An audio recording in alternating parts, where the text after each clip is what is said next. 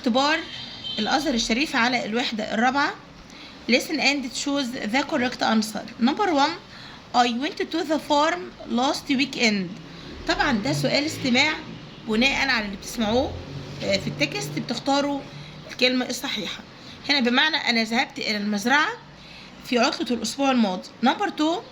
The egret was standing on buffalo's back. يعني إيه egret؟ طائر إيه؟ طائر أبو كردان كان واقفا على ظهر الجاموسة. Number 3. The dogs not the sheep carefully guarded. يعني الكلاب حرست الخراف بحرص.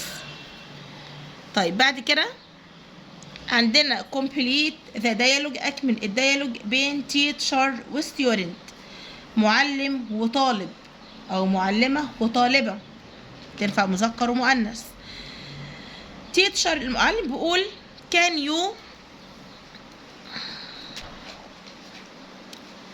teacher بيقول can you think of any animals that help people.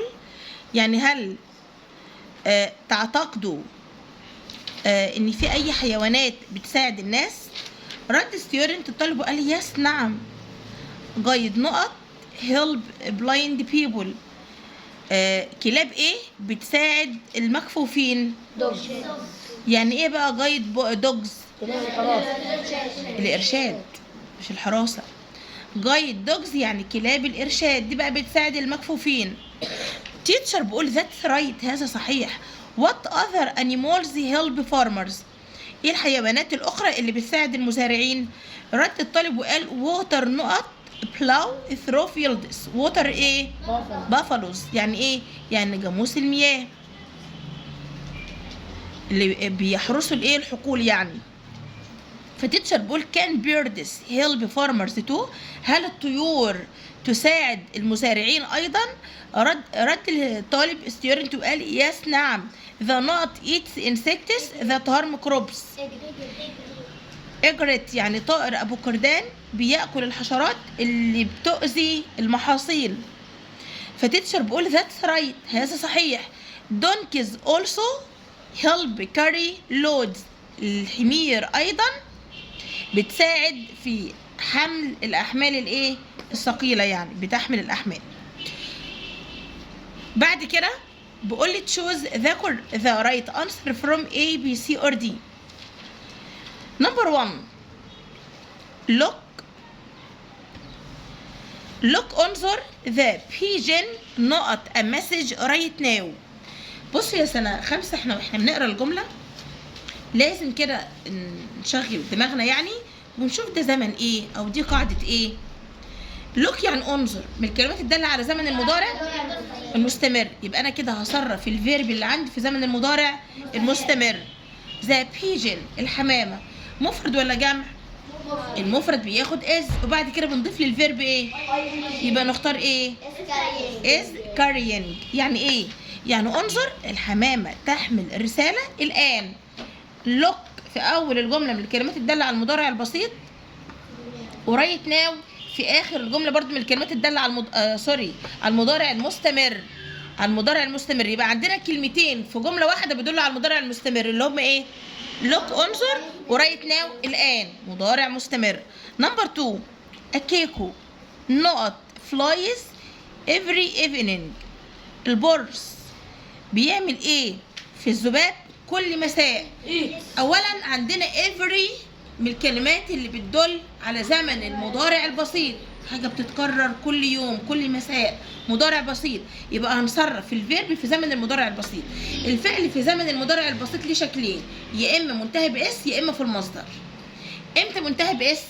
لو الجمله بدات ايه؟ هي او شي او ات او اسم مفرد. امتى الفعل في المصدر؟ لو الجمله بدات باي او وي او زي او يو او اسم جمع.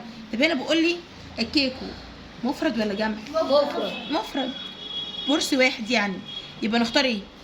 ايتس. الفعل اللي منتهي باسم، ما ينفعش ايت بتيجي مع الاسم الجمع. نمبر 3. the farmer is in the field نقط the sheep. مضارع مستمر، بس هنا الفيرب ما جاش بعد إذ على طول، في فاصل ما بين is والفيرب. المزارع يكون في الحقل، عايزه اقول ايه بقى اللي هنختار مع ذا شيب؟ يلا عايزين الفيرب المناسب مع الميننج.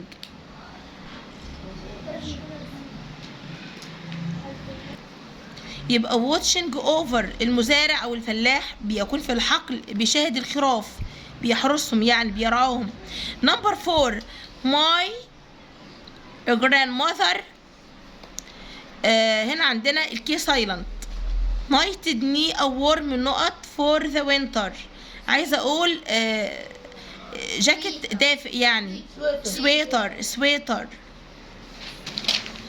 بقول لي هنا read and correct the underlined mistakes. يلا كده نركز كده. I not playing the piano now، دي كده زمن الجمله مضارع مستمر صح؟ الاي بتاخد ايه؟ ام، ما ينفعش اي از، الاي بتاخد ام. طب نمبر 2 she not TV every night، every من الكلمات تدل على ايه؟ المضارع البسيط. المضارع البسيط يا غاده، يبقى هنقول ايه بقى؟ شي ايه؟ ما ينفعش واتش يا غاده، هنخليها ايه؟ واتشز. ليه واتشز؟ عشان انا علشان مع الهي والشي والات والاسم المفرد بنضيف للفعل اس او اي اس او اي اس. طب واتش هنا لازم نضيف لها ايه؟ لا مش اس، اي اس. ليه بقى هنضيف لواتش؟ ركزوا انتوا، لو ضفتوا اس في الامتحان كده غلط. لو الفعل اللي عندي، مش فاكرين لما كنا بنشرح المضارع البسيط بنقول لو الفعل بينتهي بسي اتش او اس اتش او او او اكس او اس او اس اس، في الحاله دي بنضيف للفيرب ايه؟ اي اس. واتش هنا من الافعال المنتهيه بسي اتش. ركزوا مع الفعل واتش والفعل ووش والفعل جو. لو الفعل منتهي باو، من اكتر الافعال اللي بتتكرر معاكم جو وواتش ووش. لو الفعل منتهي باو او اس اتش او سي اتش لازم نضيف للفيرب ايه؟ اي اس على طول، ما ينفعش اس فقط. يبقى she watches TV every night. بعد كده نمبر 3 look، من الكلمات الدالة على المضارع المستمر يا هبة. look انظر، it's نقط outside، الجو بيمطر بالخارج. يبقى مع look عرفنا ان زمن الجملة مضارع مستمر، يبقى نضيف للفيرب ايه؟ نحذف الاس ونضيف اي ان جي raining. نمبر 4 the egret، ابو كردان. بقول لي look beautiful with its feathers. لا بقى احنا هنا مضارع بسيط، مضارع بسيط. يبقى ايه؟ looks the egret مفرد، يبقى looks هنضيف اس، يبدو جميل يعني بريشه. يلا نشوف القطعة بتقول ايه. there are many jobs in the animal kingdom، يعني ايه؟ يوجد العديد من الوظائف في مملكة الحيوانات. for example، على سبيل المثال on the farm each animal has an important job. على سبيل المثال في المزرعة كل حيوان ليه وظيفة ايه؟ ليه وظيفة ايه يا ريتاج؟ ليه وظيفة مهمة. بعد كده cows give us milk for drinking and making cheese. الأبقار بتعطينا لبن للشرب ولصنع الجبنة. we take wool from sheep to make sweaters and blankets. يعني ايه wool؟ يعني الخراف بناخد منها الصوف. we take wool from sheep، بناخذ wool الصوف من الخراف او الاغنام، يعني ينفع نقول خراف او الاغنام بصفة عامة، لكي نصنع معطف او جواكت يعني وبطاطين and blankets. we get fresh eggs from chickens، نحن نحصل على البيض الطازج من الدجاج. بعد كده cats are useful for eating mice، القطط بتكون useful for مفيدة eating لأكل ايه؟ القطط بتأكل لأكل الفئران. القطط مفيدة بتأكل الفئران from the fields، من الحقول، لأن الفئران ديت بتأكل المحاصيل.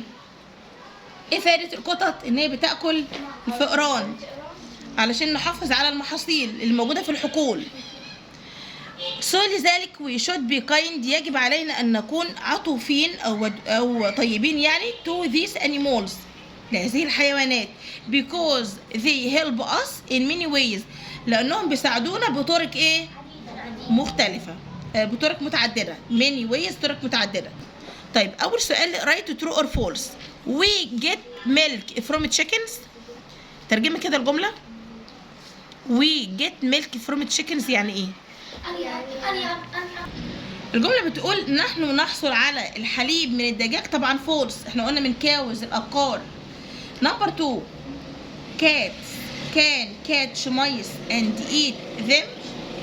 القطط بتصطاد أو بتمسك الفئران وبتاكلهم.